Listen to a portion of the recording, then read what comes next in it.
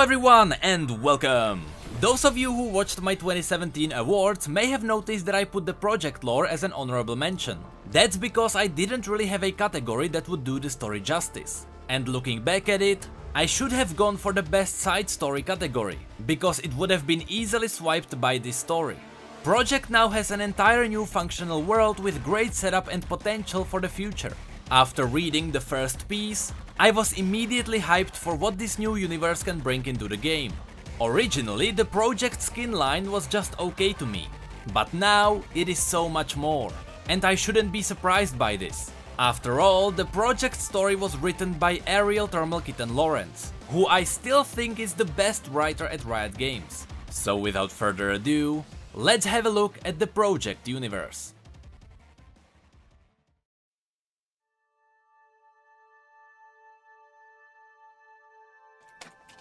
The Doctor stumbles on the slick bridge. His hand reaches out for the worn guardrail, as his foot loses connection to the wiring in his ankle. For a moment he is disoriented. His vision slips from the wet floor plates of the commuter overpass to the upending assembly of metal, glass, and perpetual light that is upper central. He blinks away the brightness and reconnects his augmented foot. Etched in the circuit, there is a faded memory from the last user. It was expensive.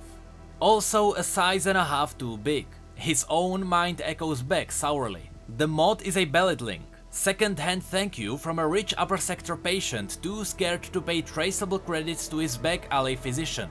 The Doctor has scrubbed the processor half a dozen times since acquiring it, but there are still old impressions trapped in the silicon, like a fingerprint that can't quite be rubbed off. He grunts and shakes off the recollection. It is a discomforting reminder of what happens when common anatomy tries to plug into technology above its pay grade.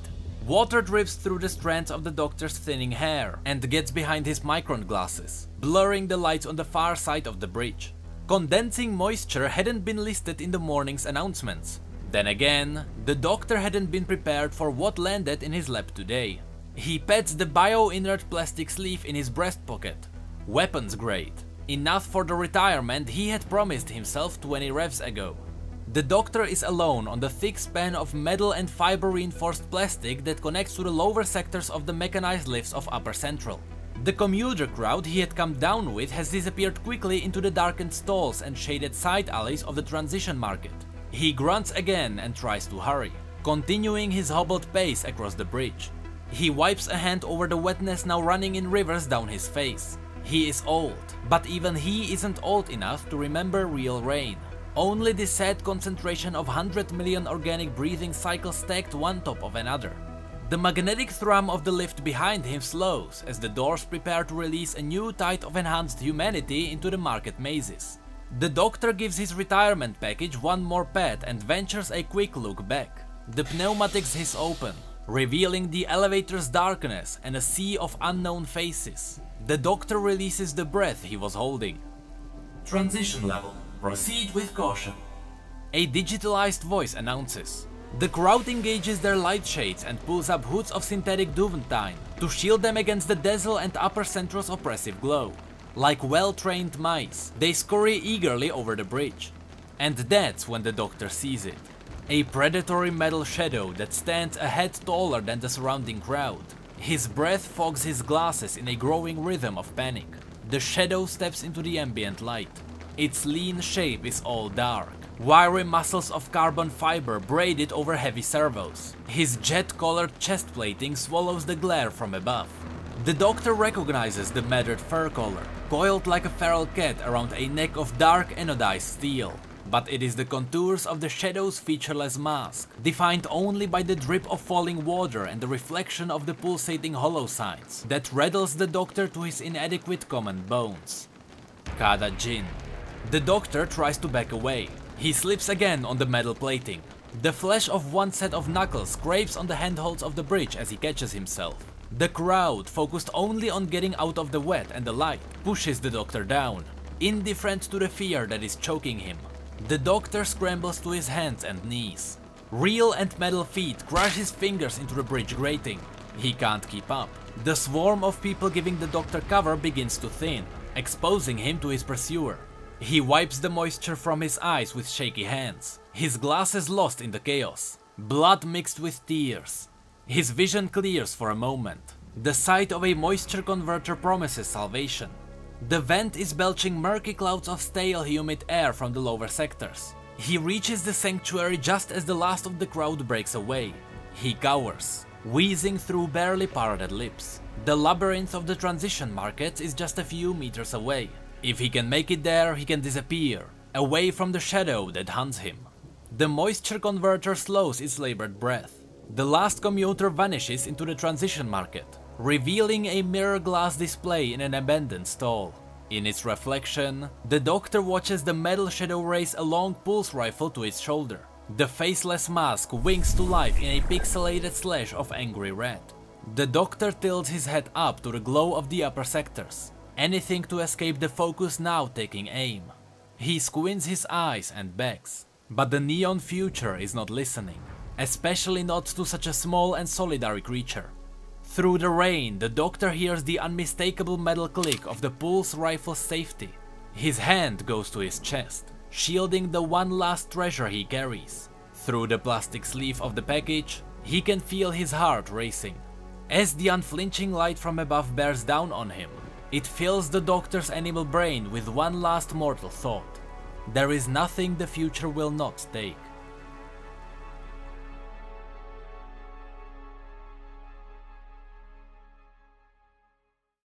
Freeze playback. At my last performance hearing, I asked the reviewing officers what it took to make it in Central. One of them said you had to be ready to trade a price of yourself. That every upgrade would take you higher up project's command line, but would cost some more of who you were in the bargain. Rather bluntly, I told them I didn't think anyone in their right mind would pay that kind of price. Not for a little clean silicon and a fancy logo type. They all laughed and then they promoted me. Now the image in front of me wavered as a ribbon of static washed through it. The tridimensional hologram of the dog's body was suspended in what would be his last living moment. His features a mix of fear and acceptance. Centimeters from the back of his head was an arc of red from a pulse rifle. Another tick or two forward in time and the concentrated plasma would melt a hole through the man's head. You stopped before the best part, why? Mosley, my new assigned partner, stretched and yawned. What could have been muscle in his early years had lost fight against gravity and sagged down to his middle. Fighting crimes behind a desk had ensured he hadn't missed any nutritional breaks. But he sure is hungry. I noted for the third time that Mosley couldn't keep his eyes off my promotion data cube. My new captain has plunked it down on the desk that morning for me, tossing in her hearty congratulations and my new beady-eyed partner. I watched as Mosley finally gave in to his greed. He picked up the small cube of the vid desk and tossed it absently between his soft hands. You still haven't installed these new subroutines yet? His voice was artificially light as he fidgeted. I cracked my knuckles. My Atlas gauntlets were on the desk. They were the bulky standard issue of enforcers in the lower sectors. Most recruits upgraded double quickly to something that would put more distance between them and whoever they'd been told to bring in. But I never minded getting close. Their blunt power fit me like a glove too. And with no permanent install, there was a zero chance of someone else's memories wandering around in the wiring. Still, I had gotten a few looks during my central training check. But the signing officer stopped smirking when my right hook caved in the chest of a titanium test dummy. You're wasting your time anyway. Mosley continued. A bad doctor met a bad end. End of case. Captain wants to know when we're going to put the lift back in service. Can't hold up the commuters much longer. I ignored him. In the lower districts, our bad ends didn't usually involve carnal deionization at 100 meters with an unregistered pulse rifle. This had been a professional hit. I turned my attention to the AI in the room. Resume review. Step back. Specify time increment. The artificial voice taunted. Even the vid scanner didn't seem to want to get with the program. I could feel the rough edge of the frustration vibrating through me. I had only been clocked on since 0600, and the upper sector regulations were already more annoying than the wading through knee-high scrap in the assembly levels. What I needed was a good chase, maybe hit a few things along the way. That would have been just fine. I grunted and blew the loose hair out of my face. First day, Vi. Best behavior. Make friends. Do not punch anything. I repeated my morning's mantra and took a deep breath. 4 ticks. I told the machine as patiently as I could. The image wavered again. This time the holographic model clicked back ever so slightly. I tracked the light ballistic as it entered the range of security feet outside the elevator. Inside the lift was darkness. The security feet there had been tampered with. The spark of light that hung in the air was all I had to go on. Based on the ballistic entrance, extrapolate height of suspect and weapon type. I said. Lights flickered in the dark, humming as the calculation churned. A polygonal outline was traced in thin rays of neon. The killer was on a tall side, but other than that, I didn't have much to go on from the rendering. None of this is real, I grumbled. In the lower sectors we didn't work cases through fancy holovids. How are we supposed to find anything staring at a computer model? Query error. Restate question. I wondered if the AI had been programmed to be patronizing, or perhaps this one had taken on personality traits of its maker. Mosley laughed. That's how it works up here, detective. He hit my new title hard, trying to drive home that I was free of the lower sector grind.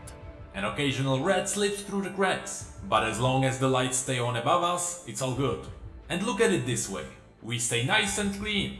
The half-hearted consolation had me gritting my teeth. I look up from the simulation at Mosley. I couldn't blame him. Most of his attention was still focused on my data cube. So, are you gonna install this or what?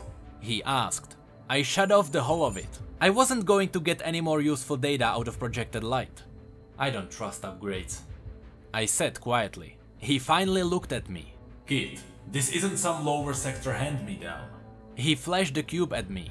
This is the real deal. It came from upstairs. The lights of the vid console reflected off it, highlighting the upside-down triangle of Project's corporate lab.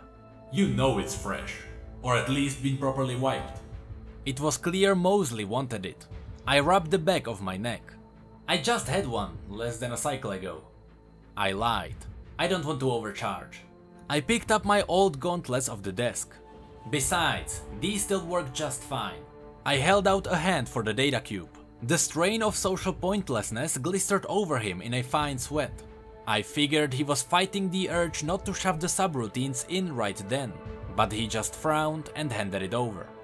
My next upgrade is due in a cycle. If you decide you don't want it after all, he offered. I turned away and started walking toward the exit. I'll let you know, I called over my shoulder. Partner. Hey, where are you going? There was a fraction of concern in Mosley's voice, but not much. I slipped my gauntlets on and stepped into the lift. To get my hands dirty.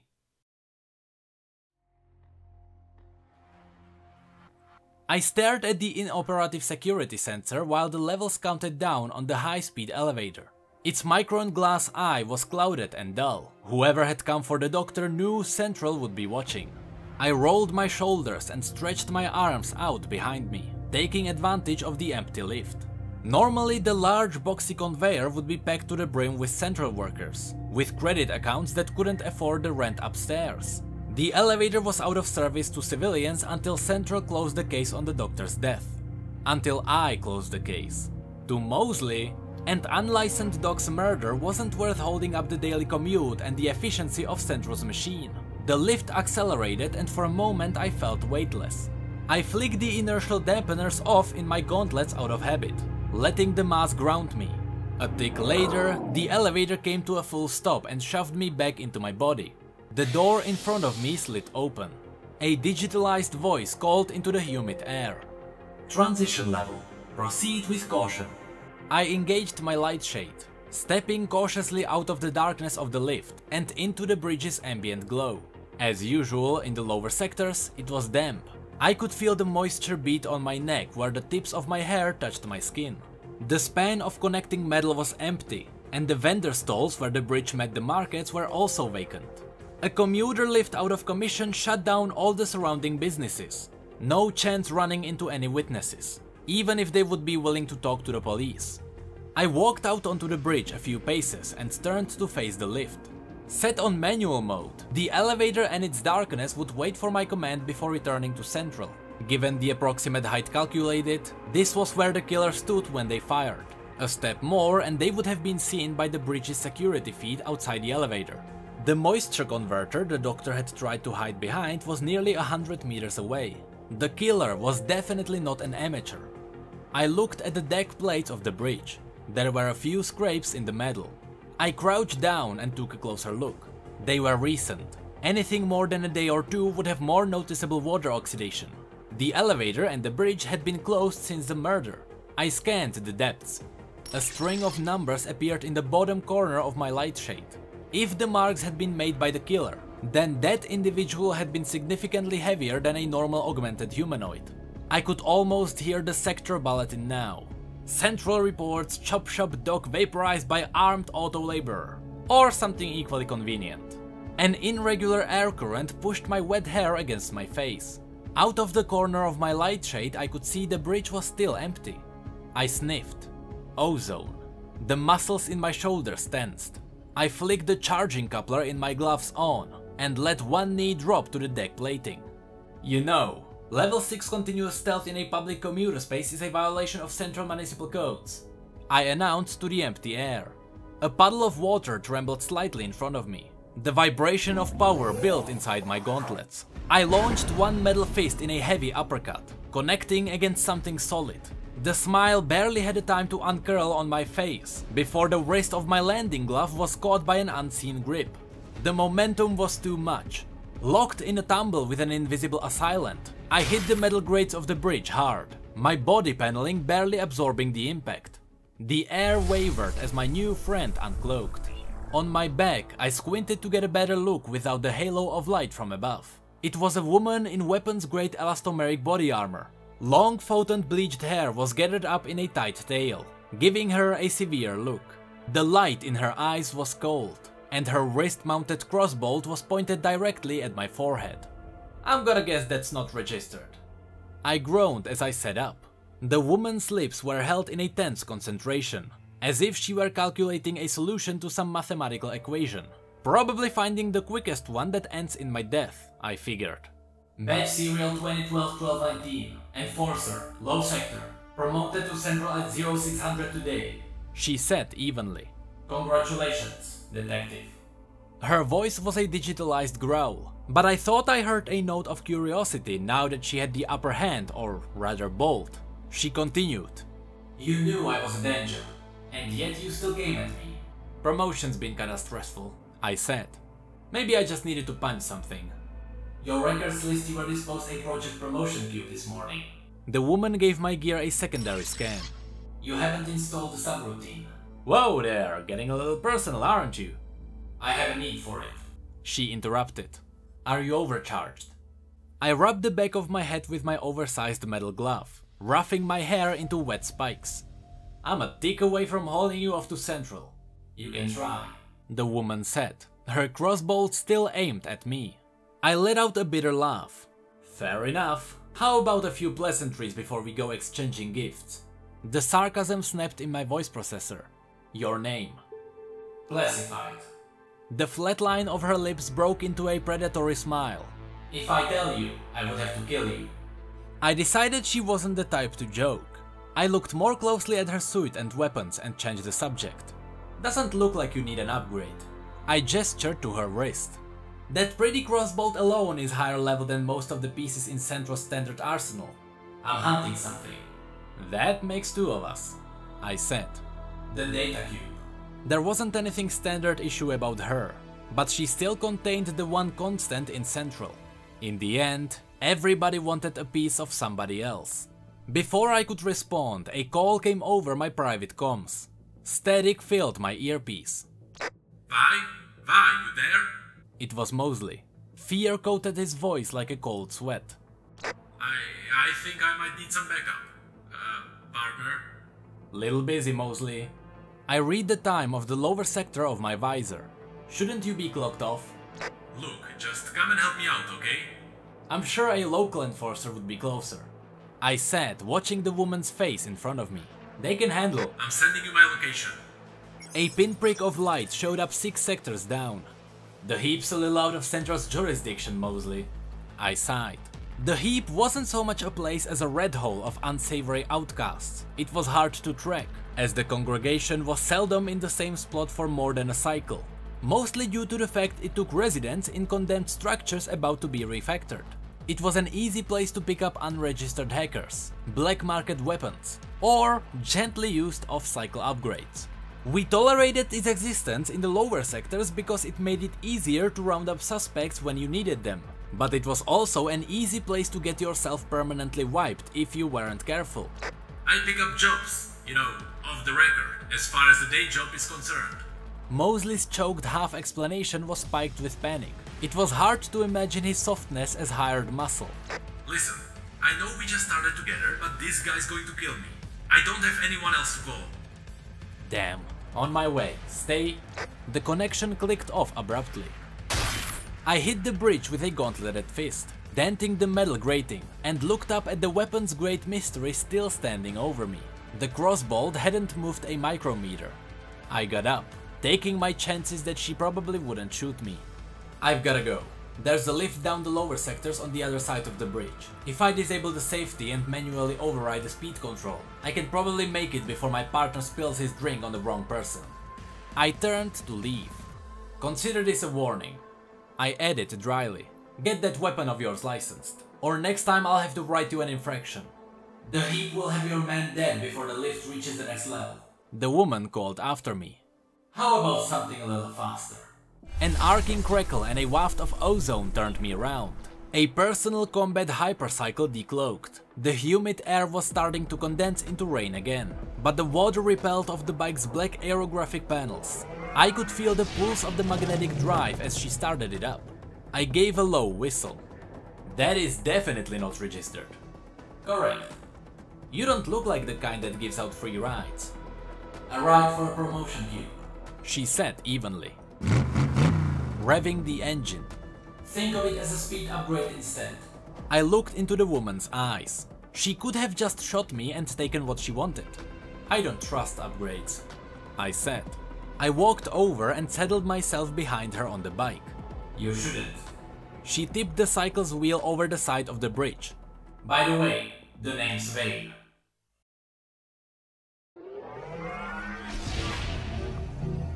Six sectors passed in a blur of vertical neon. I tracked Mosley's position in my light shades to keep from vomiting my last Nutri-Pack all over the back of Vane's pretty ride. Vane stashed the cycle on a fire egress overlooking the heap, the only tell being a faint acrid tang lingering in the air. I watched the coming and goings of the evening crowds through a pair of Ultra-V binoculars. It was busier than usual. It looked like someone rang the dinner bell for every managed tomcat in the neighborhood. He's in there. I turned to Vane and pulled the data cube from one of the tactical pouches on my hip. Here, before I forget the bus fare. An honest cop. Not many of you left in the wild. Vane took the cube and sized up the latest incarnation of the heap. This wreck seems less upstanding than the last one. I nodded. Feels like it was only yesterday when I was breaking up fistfights in joints like this. It was. Vane's cold smile was back. She checked the power cell of the larger crossbow she carried. I take it you don't want to go in the front door. Where's the fun in that? I said. You don't have to come. You're not the only one who feels like hitting something. I shrugged and walked around the back, examining the building structure for non-load-bearing walls. The building was condemned and I needed to be careful. It wouldn't do Mosley much good if I brought the whole thing down on top of him while he was still inside. I zeroed in on a sweet spot and charged the coupler in my gauntlet, hitting the wall with every kilogram of the day's frustration. The old carbon honeycomb crumbled with 2 solid hits. The hole was big enough to pass through in 3. I brushed off the bits of building as I stepped through into the darkness. I had gotten lucky. It was a storeroom stacked floor to ceiling with aftermarket limbs. None of them looked remotely clean. But then again, actually buying personal upgrades fresh off the factory line was something for people in the sectors far, far above us. I pushed aside some plastic sheeting to reveal a larger room pulsing with dim blue and violet fluorescence. The bass heavy music vibrated in my chest plating. I gestured to a raised seating area. That's him? Vane had hacked my internal comm and privacy linked it with hers, so I heard her voice clearly in my mind. It was still low, but lacked the artifacts of her voice processor. She nodded at a bulky shape seated by himself at a low light table. "Hacking a central officer's private com is a jailable violation," I replied. "I'm not going to ask you where you learned to do that." Vane smiled. I looked over to see Mosley's beady eyes reflected in the soft glow in front of him, and nodded. "Yes, that's him." I let just a little bit of energy cycle through my gauntlets, lighting the broken flooring in pools of orange. The heap residents in front of me knew those lights, and stepped aside with no questions. I pulled the chair over to Mosley's table. The table light flickered, and I noted the booth had also recently served as a makeshift medical bay for neurosurgery, evidenced by the small bucket of teeth sitting next to Mosley's drink. Those without central sanctioned data ports jacked into whatever nerve bundles were available. The ones beneath molars were especially easy to tap. Mosley looked up at Vane. "You didn't say you were bringing a friend by." "An upgrade," Vane corrected. I leaned forward, putting both gloved fists on the table, nearly upsetting the tooth bucket. I flipped my light shades up so I could look at Mosley in his real fragile eyes. "Thought I might need some backup in a place like this. You don't come to Heap unless you're looking for something. What were you looking for, Mosley?" The knucklers of my gauntlets itched with upset energy.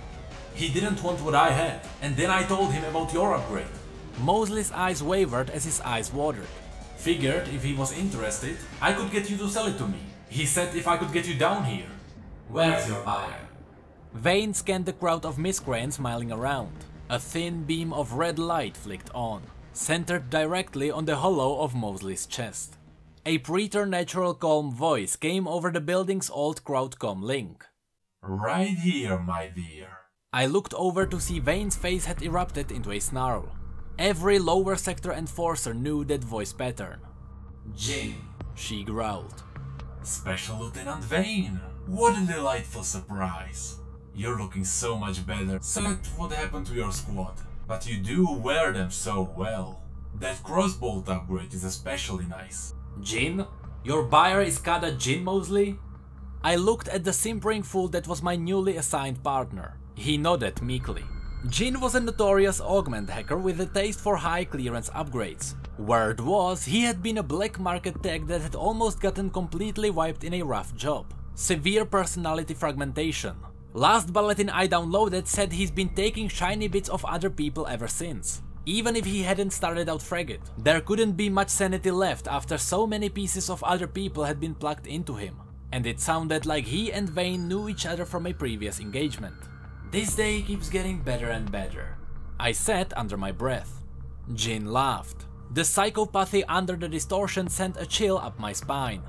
"I will break you piece by piece, you virus," Vane said to the disembodied voice. She was wire-taught. "Maybe later, my dear. This is about what I want." Jin's voice faded to a low, unnerving hum. "The upgrade." "It's not hers to sell." Vane withdrew the data cube and held it up. "Disappointing." Jin sighed. "I had so hoped you had installed it first.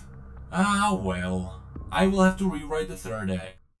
There was a high-pitched whine and an arc of red plasma seared the air between me and Mosley. Without my light shade up, the high-intensity light left me visionless. The background noise of people and tech was stopped and was replaced with panic. The smell of fear and seared silicon filled my nose. My eyes teared up and I blinked to clear the neon burn. Through the after images, I could see the knuckles of my gauntlet were singed, and there was a hole in Mosley that went right through to the other side.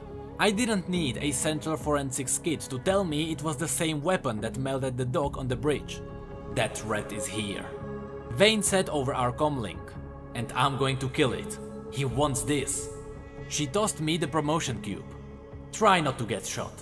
I caught the upgrade as Vane vanished into stealth mode.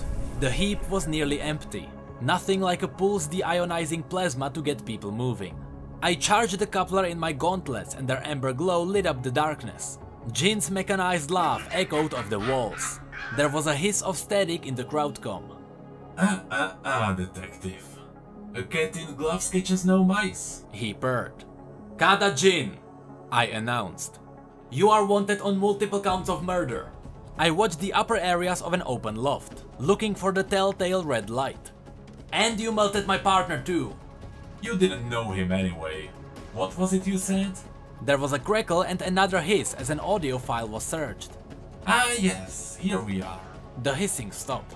I heard my own voice in the crowd come. I don't trust upgrades. Nice trick. I stepped around the discarded piles of old tech, continuing my hunt. I have what you want. Your new friend didn't like the gift? More laughter echoed around me.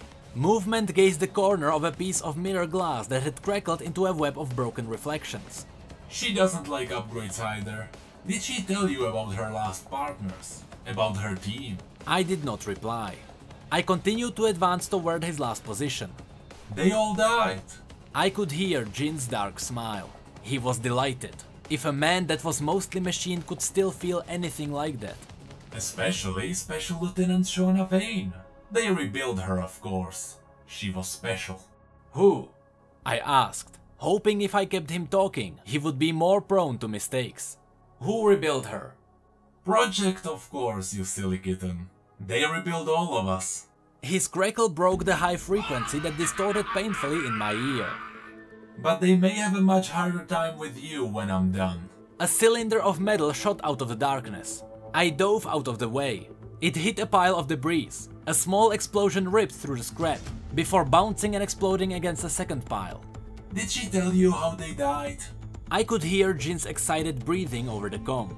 I stood up slowly to find a pinpoint of red light centered on my belly. 50 meters away, I could read the tall metal shadow taking aim. Jin crackled with laughter again. It was a trap.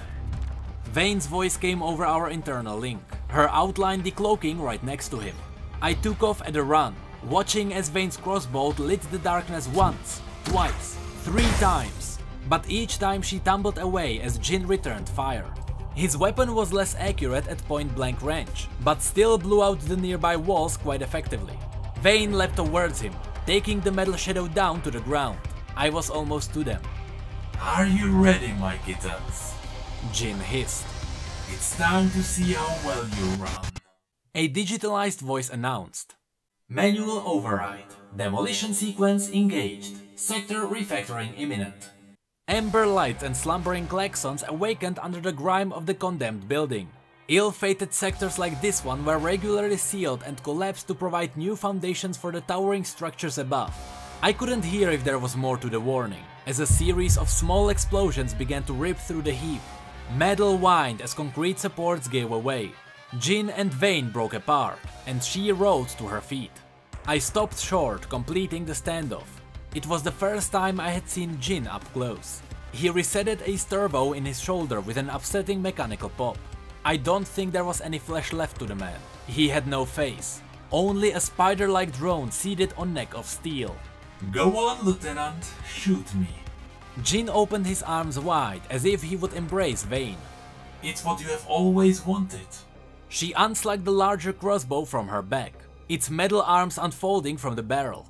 Vane! I shouted over the din. We have to go, now! This hunt is over. Vane growled, taking careful aim. You are a dead man. If only I were still merely a man. Jin said too calmly. She fired the bolt. It hit him in the chest, knocking him back off his feet and spearing him into the concrete column. He was pinned. Jin's metal skeleton gave a shocked vibration as it depowered. His spider-like face went dark. Vane! I looked at her. She didn't see anyone but Jin. A tick later, the glossy black drone that was Jin's face lit up with spots of red neon. Servos disengaged and it scuttled down the body, looking to make its escape. Smash that thing! Vane yelled. She fired small bolts of plasma from her wrist, but the drone dodged them with insect-like reflexes. It landed on a nearby column. I punched the concrete hard, the web of plastic mesh exploding, and then the drone was launched toward the ceiling. Vane continued shooting at the spidery thing as it skittered into a crack in the corner and disappeared into the darkness. Another piece of ceiling came loose over Vane's head. There was no time to ask permission. I tucked my shoulder and ran at her, knocking her through the blacked-out window into the neighboring structure. We landed hard, a shower of glass raining down. I watched in disbelief as the stacked weight of Central crushed the current heap into a pile of nothing. Hell of a first day, I murmured. I flexed the fingers of my gauntlets open to make sure they still worked. I was still holding the promotion upgrade. I offered it to Vane. I believe this is yours. She got to her feet, seething with waves of anger. The light in her eyes focused into points of intense rage. There was an arc and a hiss, and a final waft of ozone filled the air as Vane vanished into the night.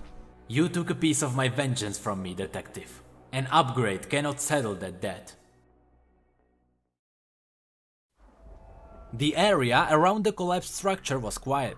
The rough blanket of crushed carbon and bent steel crumbles, giving way to a small insect-like creature emerging from the chaos. Black spider legs pushed out from a collapsed burrow. The gloss of its carapace is dusty but intact. It turns to the cardinal directions, reorienting itself to the world. Spatters of condensation start to fall, washing it clean, but never clean enough. A tall metal shadow steps over the rubble and kneels before the insect drone. The alloy spider crawls up a leg of braided carbon fiber, past a dusty and matted fur collar, and seats itself on the spine of Adonai's steel. Bathed in the ambient ever-present glow of the upper sectors, the drone circuitry reconnects with its body. The metal shadow raises its arm, pushes aside the fabric panels of the vest and wears, and digs a finger into its own body plating. The probing exploration extracts a short bolt from the carbon fiber mesh. The pulsing tip is still intact. Strong fingers carefully crush the bolt's casing, revealing a thin ribbon of circuitry. With a surgeon's precision, the ribbon is connected to the small port behind the creature's face. The smooth black contours of the mask flash to life in a pattern of red light. A digital humming builds from within the shadow, erupting in a clipped harmonic of sadistic laughter. It echoes, bouncing back and forth across the sheer verticality of the sector until it reaches the very top. Through my work, Jin whispers to the maze of neon above. you shall transcend.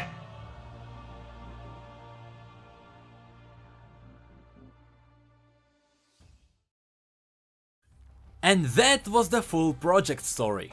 Let's be honest for a second, even if this is a story from another universe, it is still pretty awesome. And I really hope that in the future Riot will expand this new universe, because I would love to see more of these detective-like stories. But that's it for this video. So if you liked it, feel free to rate it and subscribe for more stories and news. You can also follow us on Twitter, Facebook and Discord if you'd like to chat. If you're interested in merch or you want to send us something, the P.O. Box will be in the description.